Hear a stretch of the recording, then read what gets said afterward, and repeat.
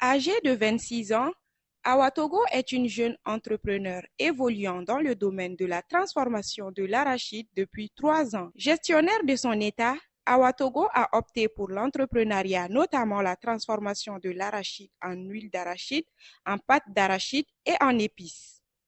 L'idée de la transformation de l'arachide, ça vient du pays d'Ogon.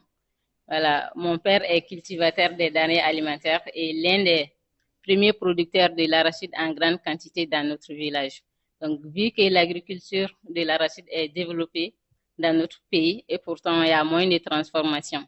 Donc, j'ai jugé nécessaire de mettre cette matière en valeur en les produisant en huile et aussi en transformant les dérivés.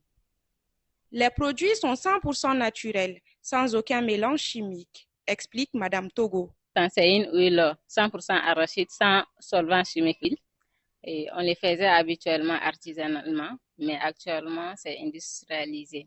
Alors le processus est de faire la trituration de l'arachide même. Ça veut dire de sélectionner les graines défectueuses en des graines propres. Donc une fois que c'est trié, on passe à la pression.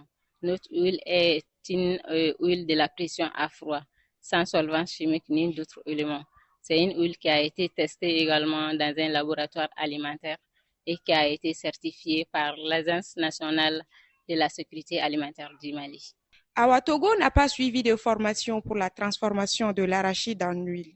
Elle s'est auto-formée dans le domaine grâce au milieu dans lequel elle vit.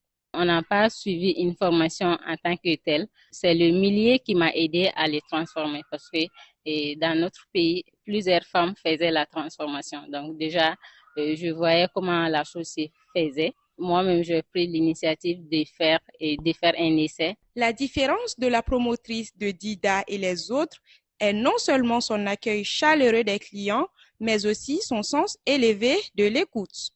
Nous sommes toujours à l'écoute client, à savoir est-ce que le client il est satisfait de notre produit, de notre service. Sinon, qu'est-ce que le client peut même proposer pour qu'on puisse améliorer. Elle nous explique les difficultés dont elle fait face. Les difficultés sont un peu énormes.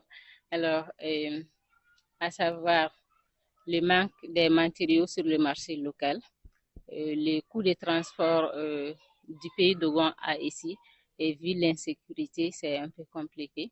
En plus de cela, la population même ne valorise pas très bien les produits de Made in Mali.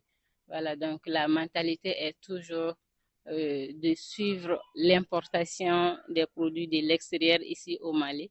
Les gens préfèrent ça que d'acheter les produits du Mali. Et pourtant, nous aussi ici, on peut faire de la qualité à notre niveau. À travers son entreprise, Awa Togo a porté sa pierre à l'édifice car elle contribue au développement de son pays.